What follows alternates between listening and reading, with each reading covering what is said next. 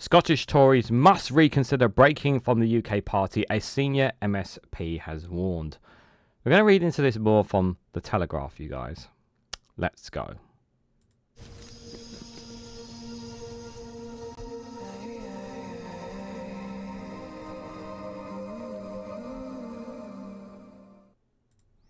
Good morning, good afternoon, good evening, wherever you are in the world. This is Reganelite here with an article from The Telegraph with the headline of the Scottish Tories must reconsider breaking from the UK party. A senior MSP has warned.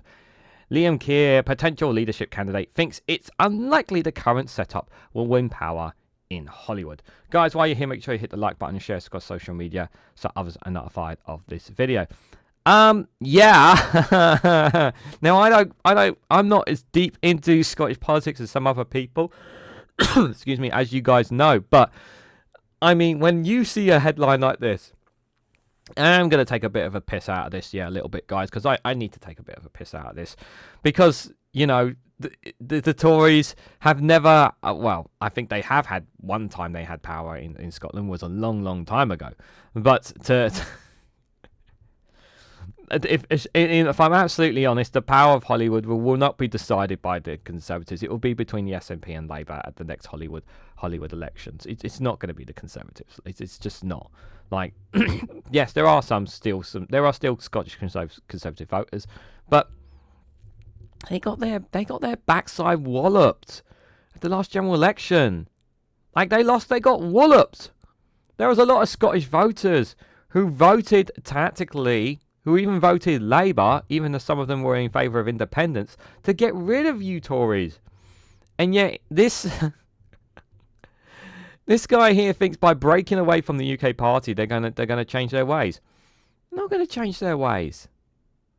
This is a joke headline. It's what this is, guys. Well, Regan, why are you highlighting? Why are you talking about this story then, if that's the case? Because I just want to emphasise just how pathetic the Conservative Party really are. In all seriousness, yeah, I'll put a very serious point here. Even if hypothetically they did this, they broke away from the UK party, do you really think it would make a difference in Scotland?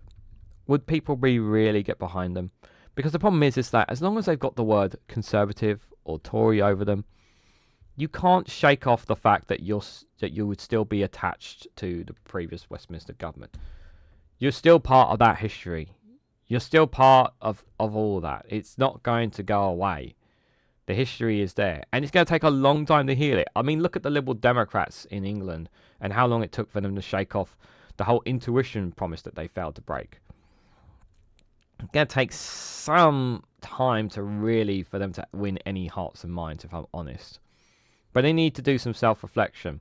And the thing is, as well, is that a lot of the Scottish Conservative voters just voted reform anyway because they lost trust in you. And I don't expect them to really to win power in Holyrood. I don't expect them to in any way, shape, or form. But maybe some of my Scottish friends will say maybe differently. Let's read what he's had to say here, you guys. So the Scottish Tories must again look at breaking away. Look again. Okay, they've looked and then they still haven't done it. Look at breaking away from the UK party if they want to win power. Holyrood, a senior MSP, is considered a leadership bid, has argued. So Liam Kerr, the Shadow Education Secretary, said the party struggled to win more than 24% of the popular vote and failed to do so even when the popular Baroness Davidson was leader. He said many felt it was unlikely that the Scottish Tory vehicle would ever achieve power, despite polling evidence indicating that people north and south of the border hold similar attitudes. Murdo Fraser argued unsuccessfully for breaking away from the UK Conservatives and forming a new right-wing party during his 2011 leadership battle with Lady Davidson. But Mr Kerr said it was important the idea was reconsidered during the upcoming Scottish Tory leadership contest, arguing that so much having happened politically in the intervening 13 years. Although he noted several potential leadership contenders have called for a reset of the Scottish Tories in the wake of Douglas Ross resigning as the leader, he argued that none have followed the logical progression of these arguments. Mr Kerr, a North East Scotland MSP, said that this was some form of Holyrood centre right-wing party focused solely on exclusively on matters that devolved to the Scottish Parliament. But Andrew Bowen, the Tory MP for West Aberdeenshire and Kilcarnley and former minister, said he disagreed fundamentally with the idea of a separate party. The proposal was also rejected by other MPs and MSPs, who privately told the Telegraph that any leadership candidate proposing a split would fail as it was unpopular with the party membership. Up to 9 MSPs are considering standing, with Russell Finlay, the Shadow Justice Secretary, the early frontrunner. However, Megan Gallagher, Mr Ross, the Deputy, is also thought likely to put her name forward, and Mr Kerr is understood to be considering it. A series of other MSPs are also weighing up whether to throw their hats in the ring, although some are waiting to see whether Mr Fraser will do so. He's returning this weekend from a family holiday in the US, and a previously mooted plan for a split would see the creation of a separate Scottish party that would maintain a closer relationship with the English Tories and take the Conservative whip at the Commons. Supporters have argued that Scottish Tories are hamstrung as they can be tarnished by the conduct of their UK colleagues, for example with Partygate. There are concerns they could be exacerbated if the UK Tories vent off to the right following their general election mauling. Writing in the Scotsman, Mr Kerr said the Scottish Tories performed well this month's elections by holding 5 seats, but their vote share halved.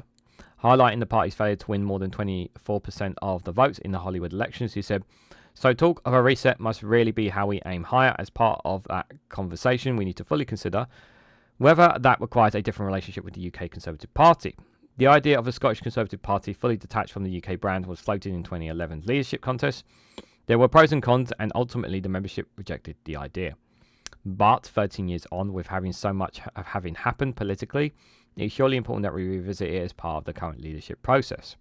Mr Kerr lambasted how Holyrood political parties focus on short-term solutions and temporary fixes, and argued the Scottish Tories should instead draw up a 15-year version and accompany strategy to achieve it. But he said the Scottish Conservatives have never been in government at Holyrood, and argued that it must surely be worth exploring what kind of party can achieve that power. Otherwise, there is concern we continue doing fundamentally the same thing while expecting a different result, he warned.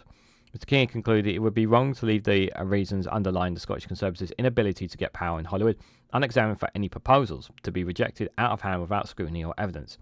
Whoever wins the leadership contest and focus on the future division must, in my view, be clear and articulate.